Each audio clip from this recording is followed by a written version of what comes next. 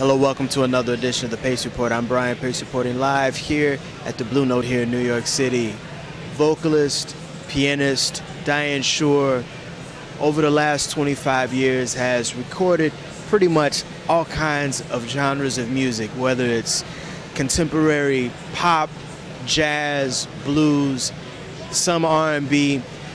Her scope of music just is not just in the realm of jazz. Hands on love. I thought that cards were a frame-up. I never would try. Now I'm taking the game up, and the ace of hearts is high. Things are mending now. I see a rainbow blending now. We'll have a happy ending now. Taking a chance on love. Here I slip again. About to take that trip again. I got that grip again. Taking a chance on love. Now I prove again that I can make life move again. I've got that groove again. Taking a chance on love.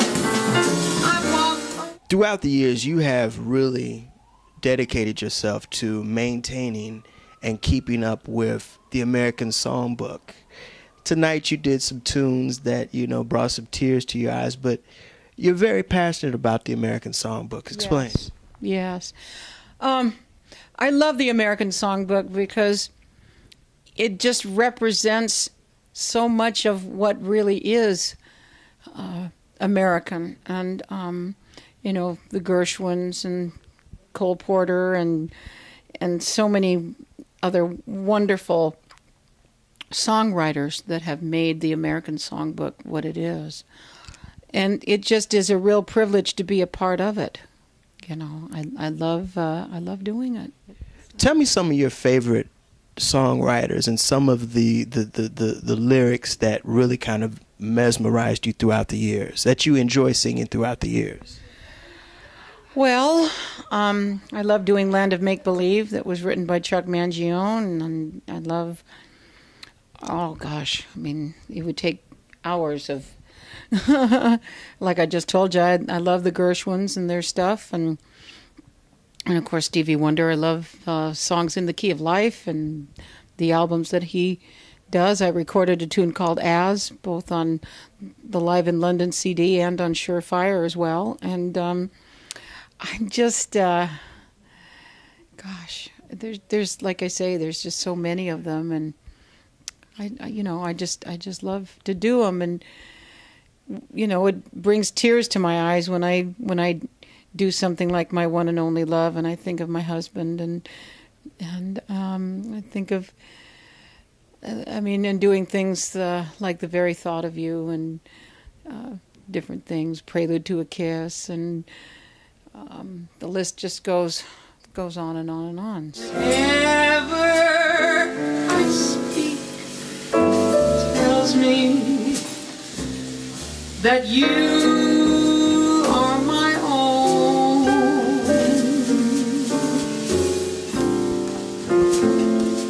My eager heart, you fill it with such desire. Every kiss you give sets my soul on fire.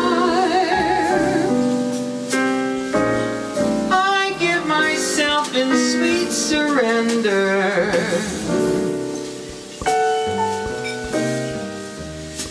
My one and only love. Your father pushed you to become this great vocalist. How old were you when you knew that you had this special gift of perfect pitch? Oh, about 2. And I mean, I've always had perfect pitch. I've just known what a note was. And I don't remember anybody teaching me what a C is or what a or an E flat is, or an F sharp, or whatever. I just don't remember. I've always just known.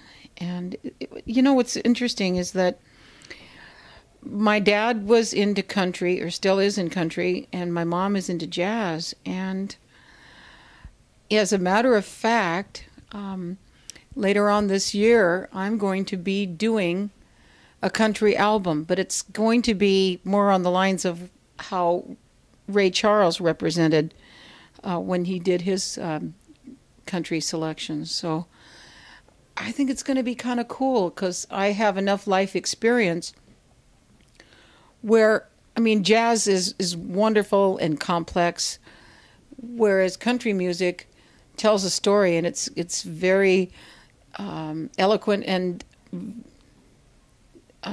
simple, like understated, and it'll be very interesting. It's like the circle. It's like coming full circle, and I think it's going to, you know, a lot of people, you know, their heads are going to go kind of like this. Whoa, Deeds, you know, and but I think it's going to be really kind of exciting, really kind of neat. We meet and it begins, the sound of violins, the song of birds high on the wing. You taught my heart to sing.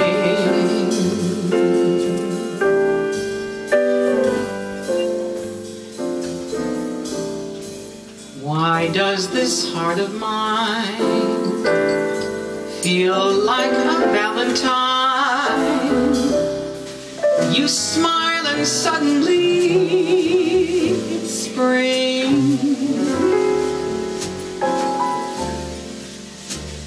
You taught my heart to sing.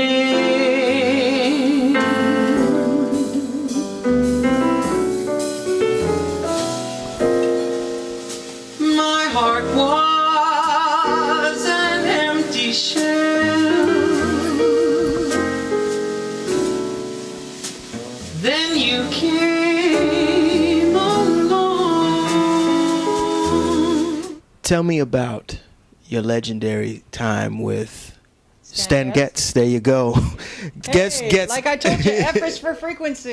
Okay. Stan saw me at the Monterey Jazz Festival, and he said to me, I want to make you a star. Oh, okay.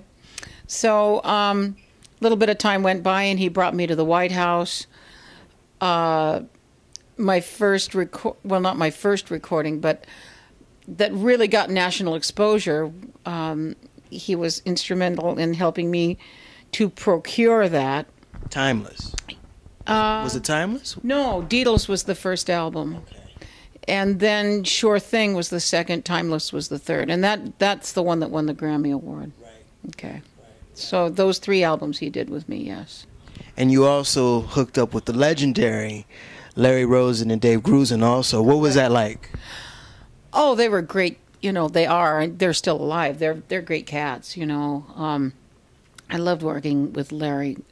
And, you know, he used to play, you know, drums, I guess, for the Andy Williams show. And, of course, Dave Grusin, you know, he's a monster. He's remarkable. Very professional. One of the most sensitive, not only a musician, but human beings that I've ever come across. They're just great guys. It was really wonderful to work with them. Deeds, you've made it your career to not put yourself in a box musically. Correct. How hard has that been throughout your tenure now? Because jazz is not being played on records anymore, and now that you've had international success, it seems like recording for American audiences is different than playing for European audiences. Yes, it is. It's totally different. I thank God that there are some clubs in the United States that still support jazz. And yes, I do a lot of concerts overseas because the European audiences and the Japanese audiences as well. They really dig jazz. They really dig what we do. And that's just the way that it is. In fact, I think that's one of the reasons that I'm going to country as far as recording, because it's a huge market in the United States. And I might as well go ahead and take the opportunity and just, as Julia Lee says in her song, snatch and grab it before it gets away. So there you go.